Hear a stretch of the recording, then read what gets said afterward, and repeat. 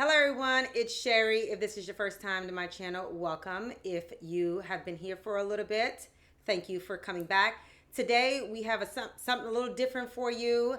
I have my husband here, Jason. We're gonna bring to you pretty much a Q&A for Valentine's Day. We've been together for quite a long time, almost 10 years. Have 4 kids together. We've built this whole life. And I wouldn't say that we know everything about marriage and relationships, but we have experienced a lot together. We've been through some really good times and some really tough times.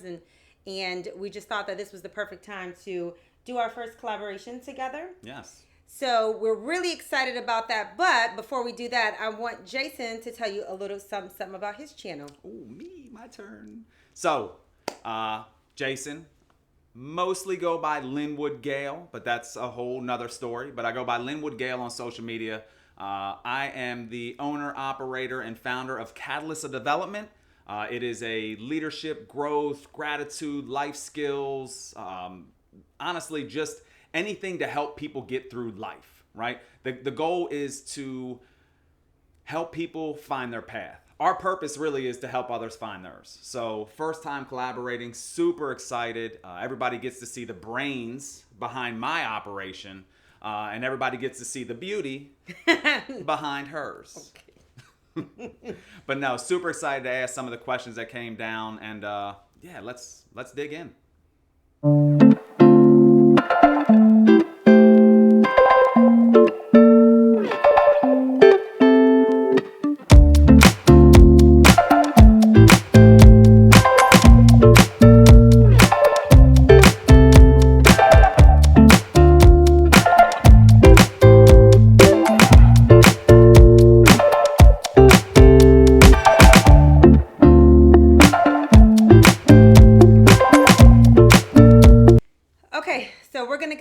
Get started on the questions.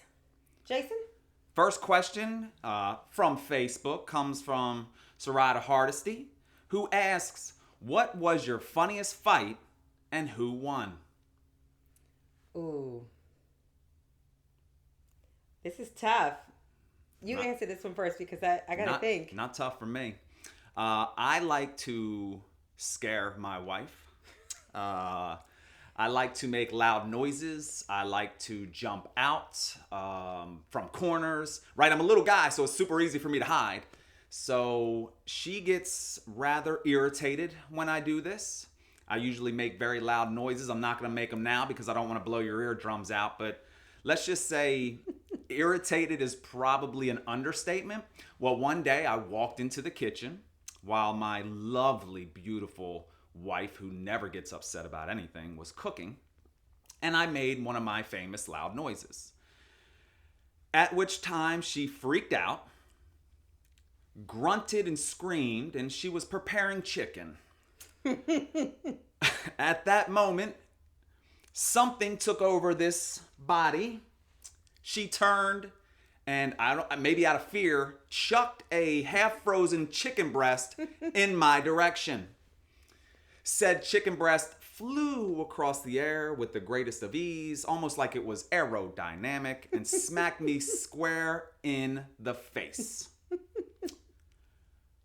There are not many times in my life where I am speechless. This would be one of those times. I looked at her.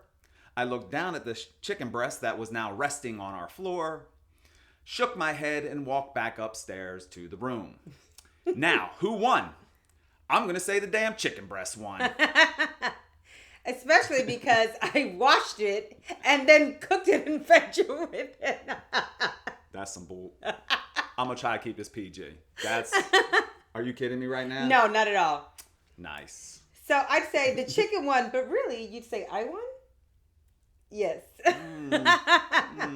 It's debatable. We'll save that one for another video. Actually, my story is really along the lines, it's the same thing. So, as Jason already told you, he loves to scare me. And again, I was in the kitchen. Something about kitchens you got a thing with. Maybe. And he makes this loud noise, almost kind of sounds like a siren, and scared the mess out of me. So I turned around and did this. No, actually I screamed really loud in your face. Like right here. like right here. And he just stood there, didn't know what to do, and then he just walked away. So if you can't beat him, join him. I'm seeing there's kind of an MO between or with these fights, right? I'll do something out of what I think is fun and excitement and a little bit of love. She freaks out. I don't know how to react. Tuck tail and walk away. Pretty much. That's kind of how that works. So I'd like to say 2 for me, 0 for you. I'm still going with the chicken on the first one. All right. So the next question Sarita asked was, what's each of your individual favorite memory together? All right. I went first last time. Go. Oh, that's tough. We've had a lot of great... I got one that's already popped up into my head, and here she is thinking. That is tough. We have done a lot of great things together. Name 3. The first cruise? The second cruise? All cruises. I will say, though, my favorite day has to be, and I know this kind of sounds a little cheesy, our wedding day.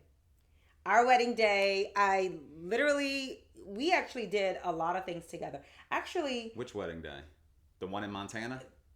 First of all, we weren't even there for that one. Yeah. That's a story for another day. So Jason and I actually did all of the planning and decorating together. So all of our bouquets, our centerpieces, we did everything together. And this is the moment, not one of the moments, not the moments, that I knew that I was marrying the right person. So I was upstairs in my beauty room, and I was stressing out because I'm doing all of these floral arrangements and things. And he came upstairs and spent the rest of the night with me putting them together. Yeah. So he did all of the burlap, the burlap lace thing that we put around the, what do you call it? The handle of the bouquet? I don't know. Well, he helped me with all of that, all the centerpieces. He put all of the burlap around the centerpieces, hot glued them for me and everything. So I'm a winner. that was one of my favorite memories. I'm kind of a big deal. And then, of course, our wedding day was just amazing. Like, I didn't even think, after we got there, I didn't even think about anything else. What could have went wrong, whatever. And our children had an amazing time that day. Yes. I mean, so much so, shoes kicked off, jackets kicked off. I mean, they just had a great time. And so, to me, that was really a special moment together. Yeah. I'm going to go with your typical guy answer, and it's going to revolve around sports. One of my favorite memories we are both Eagles fans. I am a born and bred Eagles fan. She was adopted into the family, and she took to it like a champ. Like, she is almost as diehard as I am. So when the Eagles had their run a few years back, we were stationed at Dover, which is right outside of Philadelphia. So when they made the NFC Championship game, and we had been going to games, we tried to hit maybe 2 or 3 games a year. So we had been going to games, and they made the NFC Championship game, and I said, I missed the last one that happened back in like 2004 or something like that because I was stationed in England. So I was like, man, I'm right here. I don't want to miss this. So I said, hey, do you want to go to the game? And she was like, heck yeah, let's go to the game. And I'm like, you understand how expensive this is probably going to be. And she was like, I don't care, let's go. So we ended up getting out online. We ended up buying tickets. And yeah, we were lower level, maybe about 7 rows back. Mm-hmm. And we saw the Eagles win the NFC Championship game. And it was absolutely phenomenal. You want to talk about just a massive party and a city that was just like, finally. And to be a part of that and be able to capture that. And then the fight song. And I mean, I still got videos in my phone that I watched that gives me chills. And to be able to spend that moment with you, like there couldn't have been anybody better. Yeah, that was amazing. Yeah. I think what he loved even better is the day that we knew they were going to the NFC Championship. I went out and purchased the tickets when we had talked about it, and I did not hesitate. Went out, found the seats for about $620 a piece. And by the next day, they were going anywhere between $3,000 to $4,000. So we ended up getting it for a really good price and had a great time. Yeah, because look, unfortunately, like we talked about, I love my kids, but we weren't missing that game. So I appreciate, the kids appreciate you saving that money because I would have dipped into their college funds. All right. So we got next question. Madeline. Madeline asks, how do you keep each other motivated while also being able to give your husband and or wife constructive feedback? I'm not going to say we're always the best at giving each other constructive feedback. I will say, was it my go? Apparently so. You asked the question, so I'll go first, right? Sure. So I wouldn't say we are always the best at giving each other constructive feedback. I guess is really when emotions are not very high is when we're most receptive. And I'm going to say emotions, I mean like whether it be if something didn't go exactly the way we wanted it to go, if the outcome was maybe negative, right? We usually, if we talk, it's not always receptive. Let's just put it that way on both sides. Because if you guys don't know, Jason and I personally, we're both type A. So there's times where we're like, alpha talking to each other is kind of rough. But when we're just having, good conversation and we are really talking about our lives and our futures, I think we do pretty well in doing that and giving ourselves constructive feedback. What do you think? I laughed because, when you're like, when our emotions aren't high, and I'm like, when are our emotions not high? I think, so both of us understand that and this is kind of one of my favorite sayings, when our emotion goes up, our logic goes down. I will say this about motivating. There isn't anybody on the face of this earth that motivates me more than my wife. Second would be my children, and they don't specifically motivate me like they do from time to time, yeah. Right? But just them being who they are motivates me.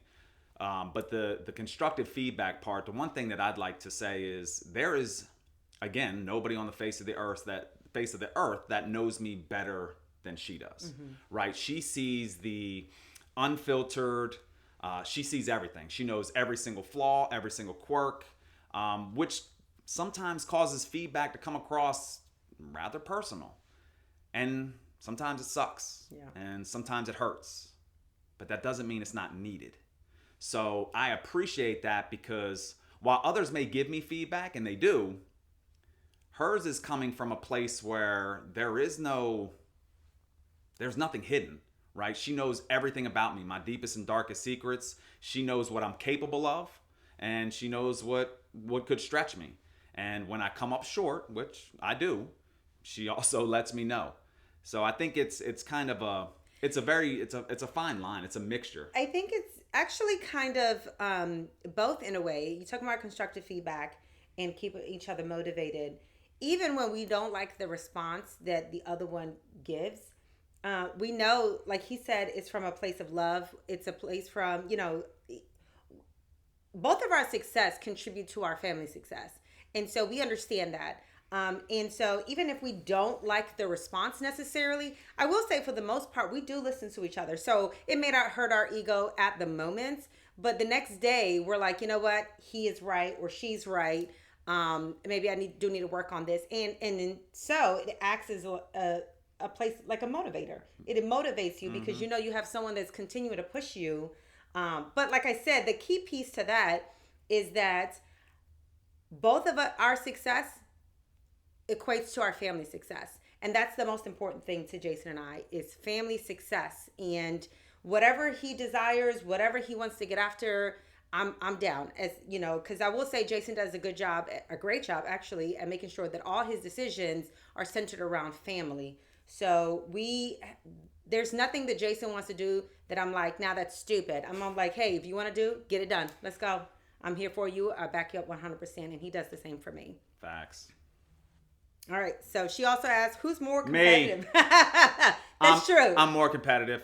That is true. Nothing more needs to be said. You see how I just won that answer?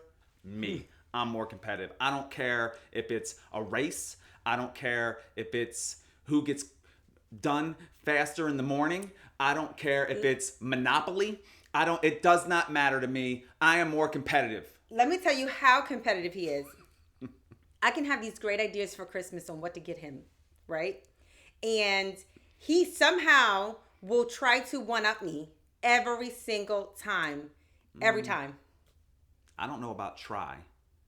He somehow does one-up me every single time. That's and true. It happened again this year. It's just who I am. I win. So that's how competitive he is.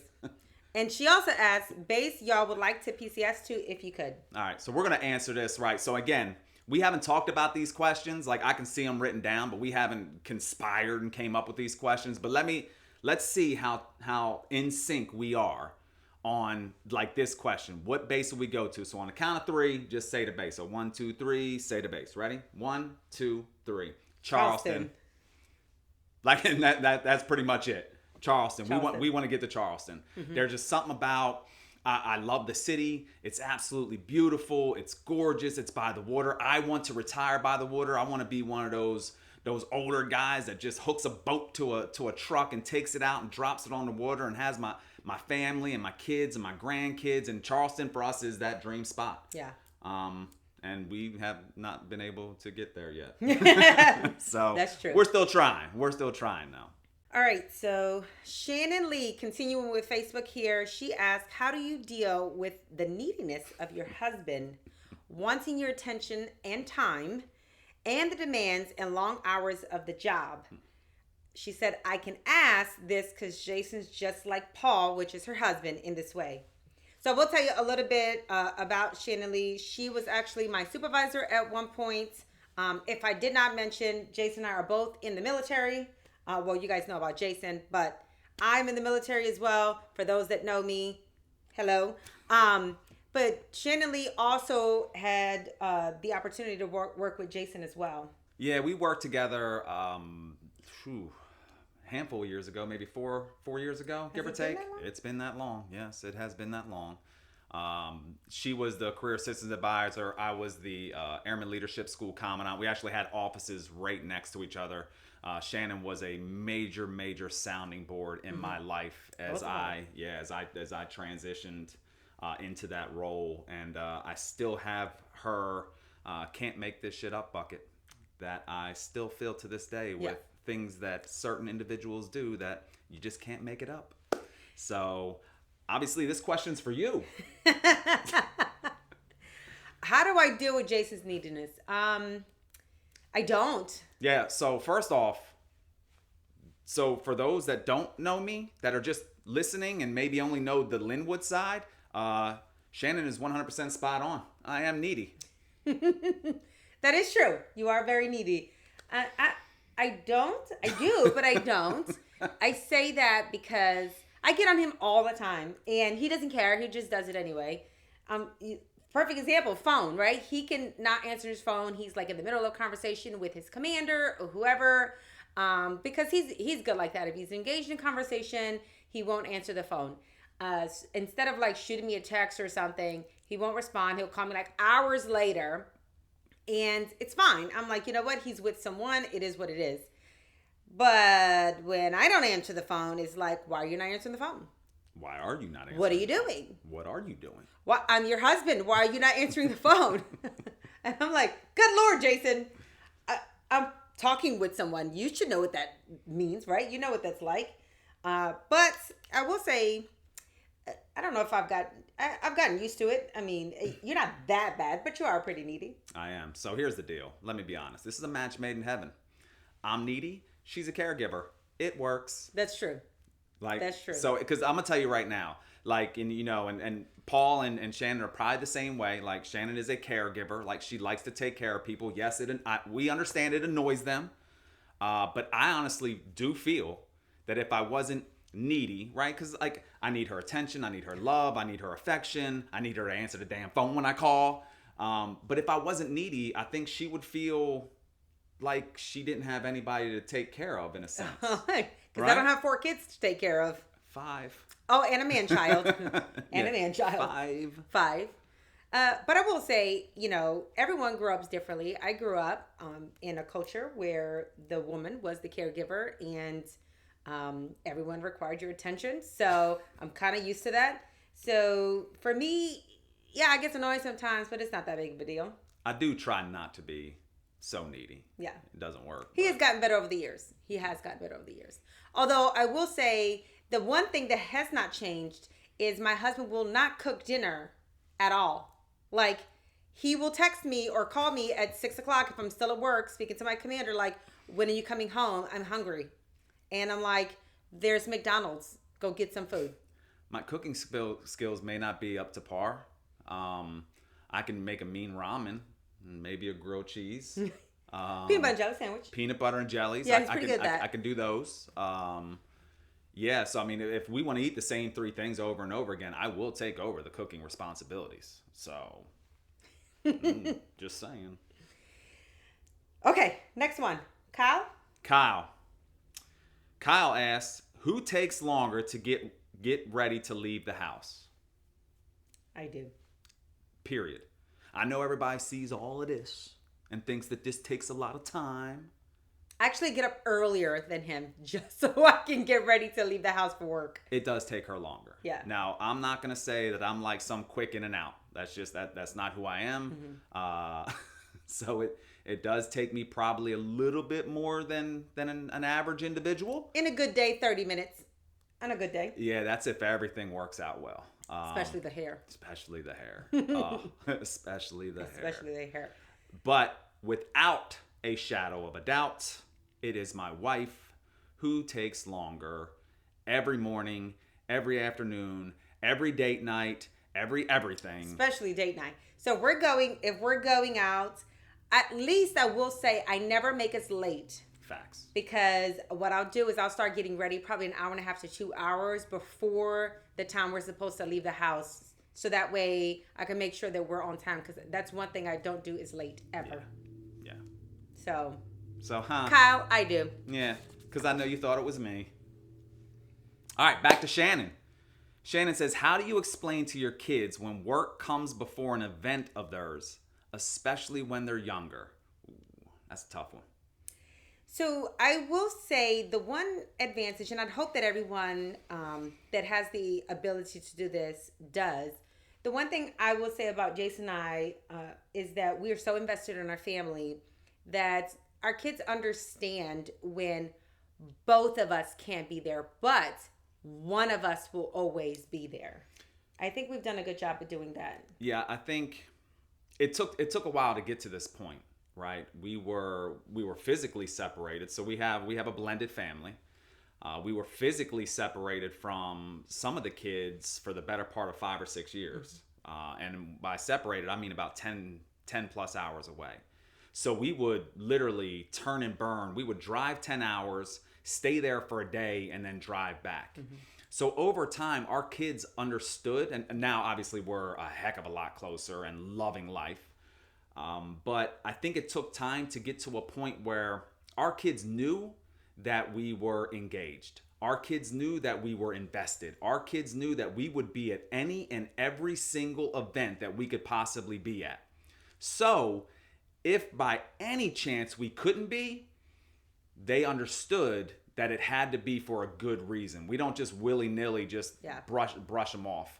And it took a while for them, through our actions, not just us running our mouths, right? I think that's a big difference to have that kind of level of trust that our kids have in us. It was built through our actions and making those long trips and not missing events, that now they understand, like, holy smokes, like if Dad and Miss Sherry can't make it for whatever reason, it has to be something major. There must be something going on. But that took a lot of experience, a lot of lessons learned to realize that and open our eyes. So we're lucky in that aspect of it. Mm-hmm.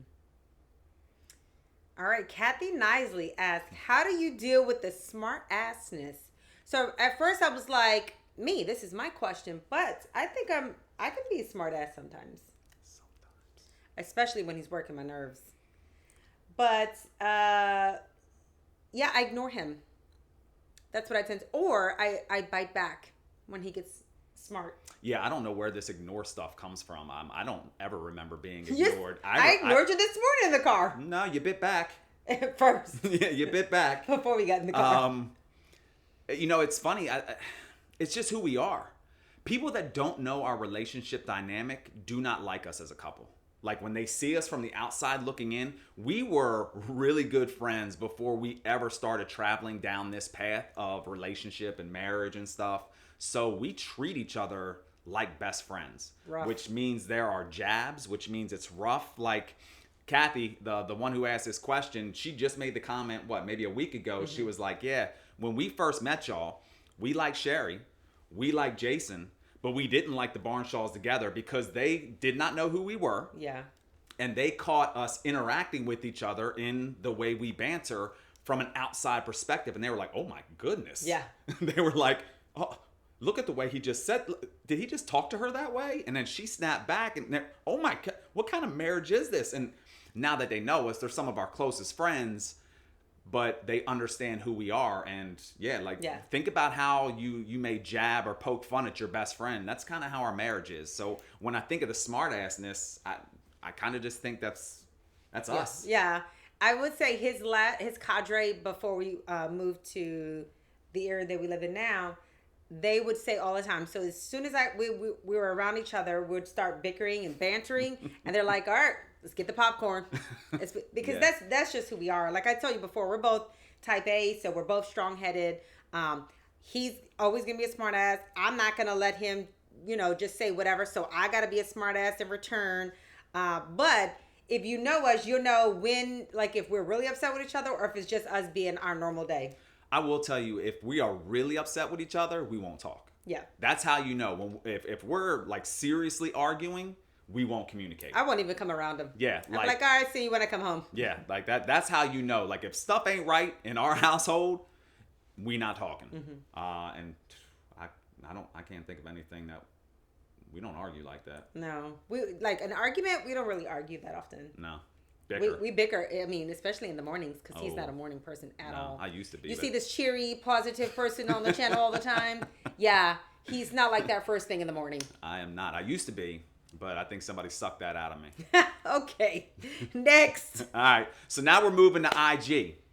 Demondo, my man. Demondo asked, being mill to mill. So we mentioned that we're mill to mill. So Demondo is mill to mill as well. He said, being mill to mill as well, how has it affected your career with so much uncertainty as you climb up the ranks with more responsibilities and balancing home life? That's a good question. Yeah. So I will say, knock on wood, we have yet to not be together. What do you mean? We weren't together like the first year and a half of Actually, we weren't together when we first got married, but that was before we got married. Yeah. The mill to mill piece is after we got married. So what he's saying is, when him and I got married, and I told you before, a story for another time, we actually got married by proxy. He was deployed overseas for a year. I was actually deployed to DC at the time. Yes, I was deployed. My record says contingent deployment. Or contingency deployment. In a 4-star Marriott. He's still better. Barry. That was many, many years ago. But in terms of assignments, I think so far we've been able to. Now, we did have a scare about 3 years ago when I became a first sergeant. I actually got orders to move to another base, but he was coded and he was in place for 4 years at the base that we were at previously to this. And so thank God for the command chief at the time, who was the highest enlisted person on the base. She actually worked it so that we were able to stay together. However, I will say it's getting tougher and tougher. Yes. Right? It is getting harder to stay at the same location. The good thing for me is that I'm junior ranking to him, so he's the one that drives everything. And for the most part, I should be able to follow him. With my job, with my primary job, IT, comm, I'm able to go to almost any base, including other services. So go ahead. We had a really good mentor sit us down about 5 or 6 years ago. And she looked at both of us and she said, sooner or later, you're going to have to make a decision. Mm-hmm. Because I think at that point, she understood where the trajectory of our careers were going. And I mean, we're there now. And Demondo, like, I know you are not at this point yet, right? But I am over 20 years. So we sat down and we had a very, very candid conversation about what happens if we are to be separated. What happens if we are to be asked to move maybe away from the kids? What happens if these things in our careers happened? And we made the decision, and I'll just say it, if the Air Force puts me, because I am the higher ranking at the moment, If the Air Force puts me in a situation where I have to choose between the Air Force and my family, I'm not thinking hard. Yeah. Right? I will hit the retirement button and I will roll out. I have sacrificed a lot over my career. She has sacrificed a lot over her career. And we're just at a point right now where I'm over retirement, age, if you will, age in the or career.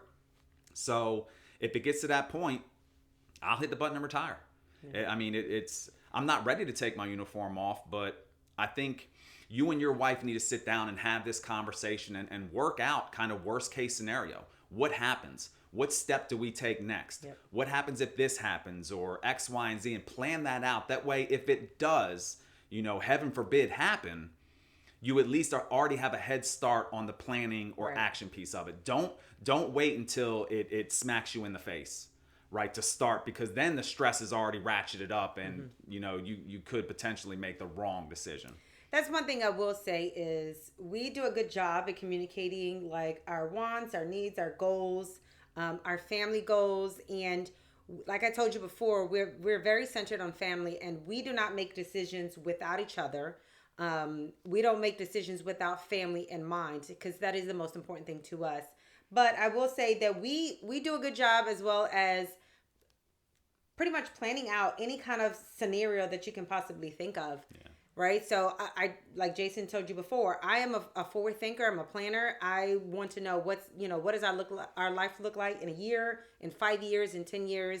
And we try our best to kind of map out like every possible scenario and what does that look like for us, and what are we both comfortable with in terms of our careers and our family and things like that. So I definitely would recommend that to you and anybody that's watching. You don't have to be in the military, but one career doesn't have to take the back burner for the other. You can do it together. You can push each other. You can support each other.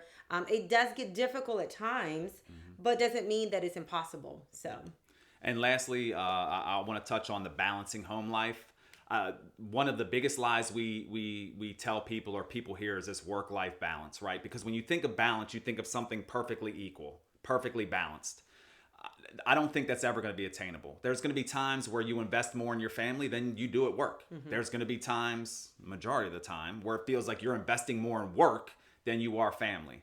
I think what the goal should be is work-life harmony, work-life integration.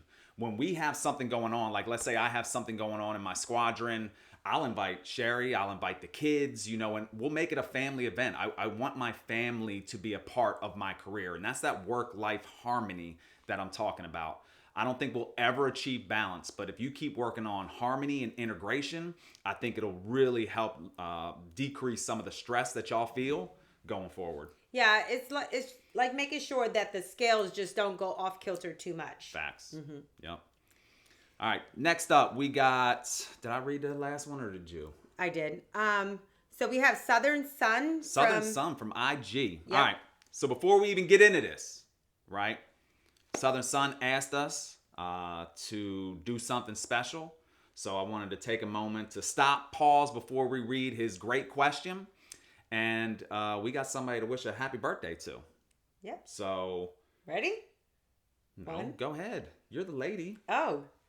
Happy birthday, Eden. I hope you spend what? No, I'm just laughing. An amazing time on your birthday, that you get everything that you hoped and you wished for on that day, and we're excited for you. Yeah, honestly, your husband said, look, I don't even care if you answer my question. Please give my amazing wife a shout out. Yes. Right? So happy birthday. I think it is awesome that not only is this, Couples Day and Marriage Day and Valentine's Day, but it's also special because it is your birthday. You have a great husband because he made sure that we understood that and that we wished you a happy birthday. So happy birthday, Eden. All right, on to the question. Me. You. So Southern Sun says, I'm a newlywed and my wife and I have different styles of handling disagreements. Mine is a hot one, wanting to conquer the problem and push through right then and there. Hers is more of a cold style.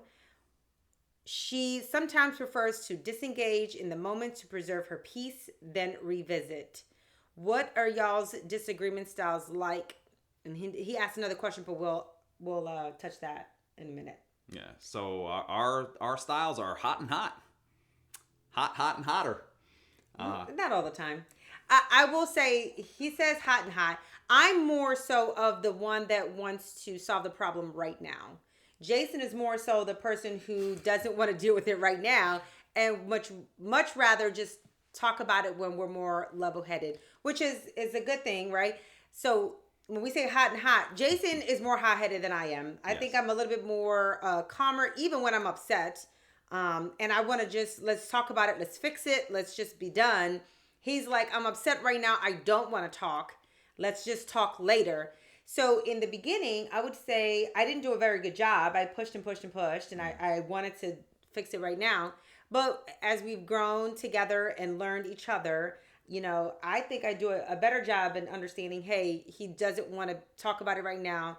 I want to talk about it, but I want to talk about it in depth. So if I want him to talk, then I think it's best to just allow him to cool down and we can touch back on that topic at a later time. And it's not always the same day. Sometimes it's the next day or even the weekend if it's on a weekday. But I think we do a good job of doing that. Yeah, so you remember how I said earlier, when my emotions go up, my logic goes down. That to me, like, you have understood that better and you've given me an opportunity to cool down because I can't solve a problem when my emotions are screaming at an all-time high. So for me to calm down, maybe it's 5 minutes, 10 minutes, maybe it's 5 hours. But she, at first, as she alluded to, was not good at that. She wanted to talk and discuss and go in depth. And when I'm emotional, I tune out, right? I'm not picking up what you're trying to put down, so we're not fixing anything. So over time, she's gotten to realize that about me. I've also realized on my side that when she comes to me with a problem, and I don't think this is a man thing. I think that some people are just problem solvers, right? I want to solve the problem immediately. She can come to me with anything. She can come to me just telling me about her day and I'm trying to fix problems. Sometimes I just need to shut up and listen. Mm-hmm. One of the best books that she made me read is The 5 Love Languages. And I think that helped me communicate with her a little bit better on when we're going into a disagreement. The goal should be to come out with a mutual understanding, which means it's almost like a negotiation, which means I can't be so stubborn and bullheaded that I'm trying to push you into something. I need to negotiate, if you will, on her terms. How is she seeing things? What's going through her mind, and maybe I can connect with her on that way so we can come to an agreement on the back end. Mm-hmm. Yeah, but so we're both hot and hot sometimes. Sometimes we're hot and cold. It really just all depends on the topic and how we're feeling in the moment. But I think for the most part, to kind of wrap that up, we've done a really good job in making sure that we don't make the argument get too bad. Hence the reason why we say we rarely argue anymore. Anymore. And we do a good job at coming together at a later time and really talking about our problems. That way we can get through the problems and not just allowing it to pile and pile and pile, because that's when explosions really happen, and it's never good for a marriage or any kind of relationship, to be honest with you. Yeah, so if you're going into it hot and trying to conquer or solve the problem, I would recommend that you just take a step back. Give her some space, right? There's going to be opportunities where she comes in maybe a little hot. But if she's logical and she wants to sit back and sometimes disengage, that's just her letting you know that mentally, I'm not ready to discuss this yet. So for you, the best thing to do would, in my opinion, would be just to step back a little bit, give her time. And when she's ready to come discuss, be ready then at a more logical eye-to-eye type of thing. But take it from me. I too am hot. I too am a conqueror. Sometimes our wives just need us to shut up and listen. Mm-hmm. And it took me a while to learn that. So I'm going to answer your second question here in a minute, but I do want to take a pause to say, if you have never read The 5 Love Languages, I highly recommend that book. And I will tell you, it really has helped the two of us learning how to communicate with each other and not through each other. And that's oftentimes what happens with couples when they're arguing. They're just talking at each other and they're not really understanding what the other person is saying. because if you ever really take a step back and listen to what the person is saying, it'll tie into the love language that they are that I guess that you really fall into. Their default, So yeah. for example, mine is acts of service, and 9 times out of 10, what am I arguing with? I need help. I need, you Yep. know, I need you to do this while I'm doing that. The other, for him, it's words of affirmation and quality time.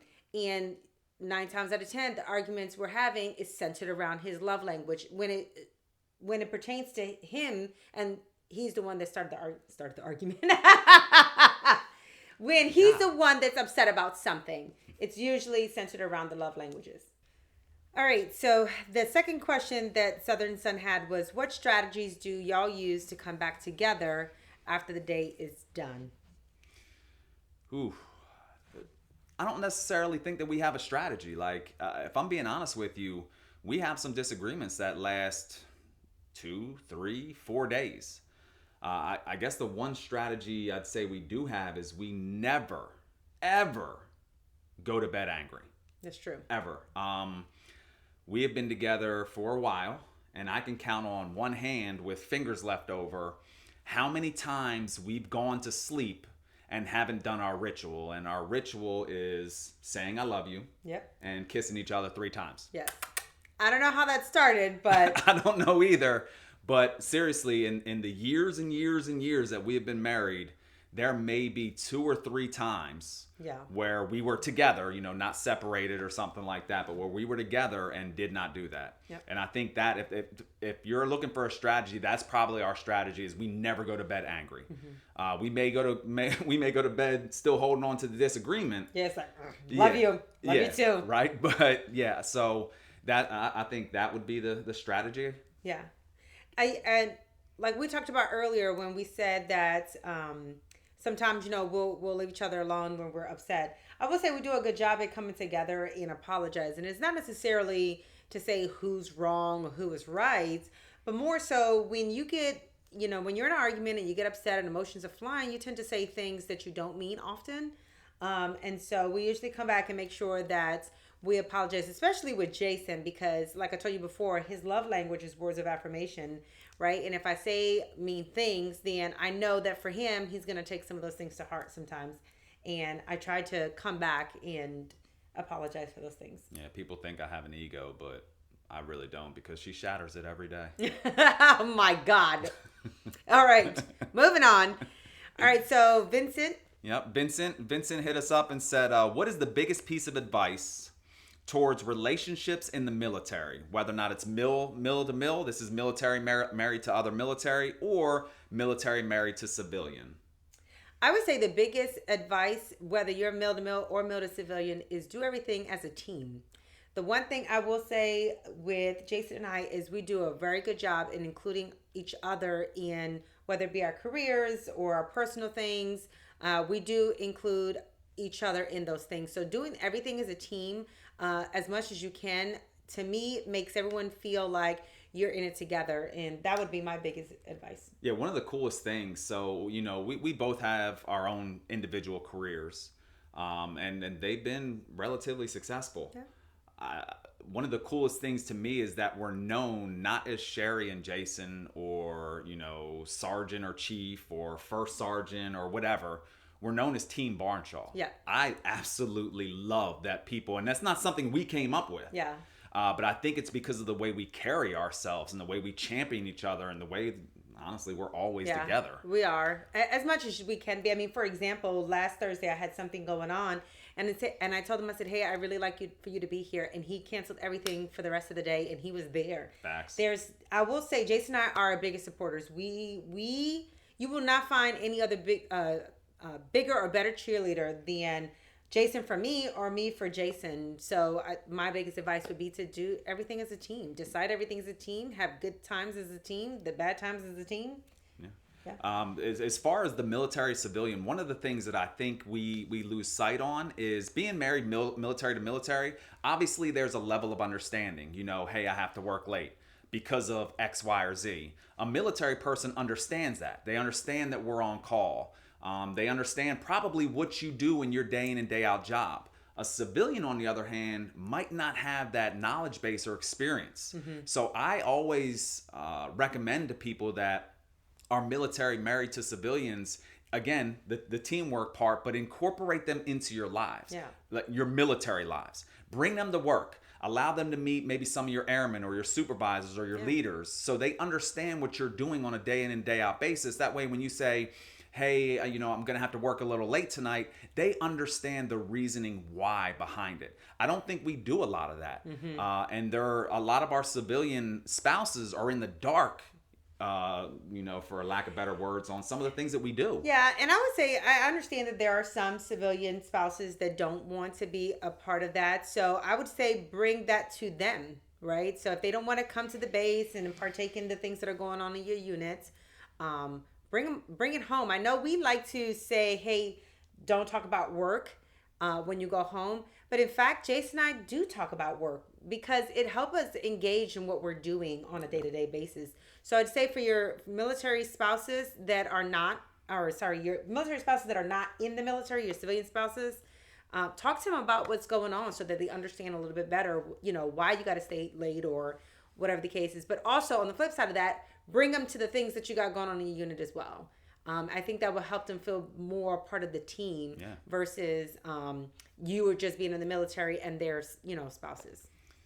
All right, Vincent also asked, did you guys ever face, and how did you overcome the fear or possibility of both being in the military and getting separated due to orders, PCS, TDY, humanitarian, and deployments? So I will tell you, we have had to deal with this. We've been lucky enough never to be stationed apart. But yeah, I've been deployed for a year. I deployed twice. She's deployed twice. One time she was deployed, and then I got hit for a mandatory training that I could not get out of. Yeah. So what do we do with the kids? So that was a difficult one. I think one of the things that really helps us get through this is obviously the connection with each other. Our communication, while one of us is gone, is through the roof. Like, I think we talk more when we're separated than when we do when we're together. So that helps, but also the support system we have. We have been very blessed to have individuals in our lives, whether or not they're stationed with us or even from a distance, that when we face these type of challenges, we lean on them. Perfect example, Sherry was deployed. I got hit for a 6-week class that I had to go to. So what are we doing with the kids, right? She's deployed. I got to go 12 hours away. We actually leaned on a friend of the family's, one of the guys I work with, and he actually took care of our daughter for 6 weeks. 6 weeks. Yeah. So that to us was huge, and it was a major weight lifted off of our shoulders. Yeah. In terms of fear, I wouldn't say we fear having to do anything like TDYs or any of that kind of stuff. Jason and I, we love the Air Force. We love what we do. We know that there's going to be a lot asked of us, and oftentimes it's for the betterment of us, right? So that we could be better leaders in our units. So I don't think we fear so much because we know what we committed to. It's more so, hey, what is the plan? What are we going to do if we deploy? Back to planning again, right? What are we going to do if we deploy? And when the time comes, this time Jason's told me plenty of times, hey, I may have to do this. I'm like, okay, go do it. It's not going to break our marriage, right? Because Jason told you we communicate a lot. And in terms of the fear thing, I don't think we fear it, as opposed to when it comes up, what's the plan? What are we going to do? Yeah. One of the things, fear, what is it? Face everything and rise, right? I love that acronym of fear. That's what we do. We face everything head on. And I'm at a point, and I'm probably sure you can echo this. If you don't echo it, we'll probably just edit it out of the video. There's not much our marriage cannot withstand. And that to me gives me comfort that no matter what the Air Force and or life throws, like, man, we're ready to knock that shit out of the park. Yeah. Shoot, in 16, 17, I was gone every 3 weeks. Ugh. I'll be gone for a week, come back for 3 weeks, gone for another week. I was TDY every month for at least a week, for a whole year. So.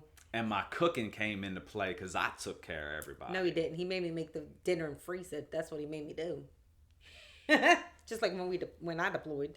All right, so hopefully that answered your question. We're gonna go ahead and move on to Love is Love for Real. Love is love. Asked, with so much divorce in the military, what made you want to take that jump with actually getting married? So, little bit peek behind the curtain. We have both been previously married. Yes. So we understand a divorce and we understand divorce rates in the military. Yes, both of us have been married before. Both of us have been divorced before, and both of us are now currently remarried. So with that, I think, to really answer the question, going through divorce and understanding how hard it was on the family, how hard it was on us individually, it took a lot of healing. I know we both brought a little bit of baggage into this marriage that we had to address up front. And we were very transparent. But when it really comes down to it, and I look at it, and I'm just like, man, when you find that person that kind of completes you, right? As cheesy as that sounds, you complete me. Oh my God! Right, dude, I think you go for it, right? There's a thing, and I think a lot for me, us being friends prior to traveling down this relationship course, I think helped tremendously, because we already had an understanding of each other. So. I knew when I met this fine young woman. Oh my goodness. That I wasn't going to let her go. Yeah. So getting married for me, even though I have the experience of getting divorced, was never a thought. That's true. Actually, we were only dating for a couple of months, and he texted me one day, was like, "I'm gonna marry you one day," and then that was it. It wasn't part of the conversation. He said, "I'm gonna marry you one day." I was like, "Oh, okay." Not his proposal, but it was just a regular conversation. Swept her off. In terms of fear of jumping in, I will say when you marry your best friend, right? And I know this is going to sound super cheesy. When you marry your best friend, I don't think there's really a question, right? Like, as much as he annoys me, it's one of those, we have one of those marriages where I love him always, but I don't like him most days. Facts. Right? I don't like him most days. But I know we have a lot of the same qualities, or actually have qualities that we want in each other. And we were just talking about this a few days ago, where we complement each other very well. And his areas of improvements are my strengths, and my areas of improvements are his strengths. And so we capitalize on that. So in terms of, the divorce thing, I look at it this way. If you always plan for the worst, you're never going to get the best. And right? She got the best. Oh gosh. Meaning, if you're always looking at the divorce rates or the what ifs, right? Then you're never going to be able to enjoy the moment. And for us, it wasn't, hey, we've been through divorce before, this can happen again. It's, I love you, and let's not even worry about what could happen in the future. We work right now, so let's do it. Yeah, I mean, and look, if that would have happened, which I think both of us agree it's not going to happen. We'll cross that bridge when we get to it. I'm a look, jump feet first. Let's go. So, all right, next question. I can't remember who's reading it. This is actually the last question. With being middle to male, have you ever felt like you were in competition with your spouse? If so, how did you deal with it? Nope, not one time. I wish I could speak to this, but there has never, outside of the competition one that we answered earlier in the episode, we compete when it doesn't have to do with our careers. When it has to do with our careers, there is zero competition. Yeah. She has had years and multiple years where she has shined and excelled, and maybe I haven't. I've had years where I've shined and excelled, maybe she hasn't. But again, to go back to how you answered the previous question, like, we're a team. So if you win, I win. That's right. And if I win, you win, and then the whole family wins. Yeah. So I don't care who's winning on Team Barnshaw, as long as somebody's damn winning. Right, exactly. So, yeah. That was the last question. That was it? Yeah, that was it. That wasn't too bad. Yeah. You don't have anything about competition? I think you hit the nail on the head. We don't ever compete with each other, in a sense that, like what I told you before, Jason and I are each other's biggest supporters. And if he gets promoted and the same year I don't get promoted, I don't look at it as I lost. I mean, I still won, right? It's the same, vice versa. Because she gets to spend the money anyway. Oh my gosh, I spent my own money, okay, for the last time. So no, I don't think we look at it as a competition as opposed to us, like our team winning. Yeah. Right? That's how we always look at things, is our team is winning, regardless who's the one that's shining at the moment. Yeah. Yeah, touche. So, all right, everyone. So that's the last of the questions. I hope that you enjoyed this video. I thoroughly enjoyed having you on the channel. Hopefully you guys did as well. We really like the Q&A thing. So let me know down in the comments below if this is something you would like to see again. It doesn't matter what the topic is. But I really hope you enjoyed the video, and I will see you in the next one. Bye. Bye. Oh my God. Happy Valentine's Day. Bye. Happy Valentine's Day.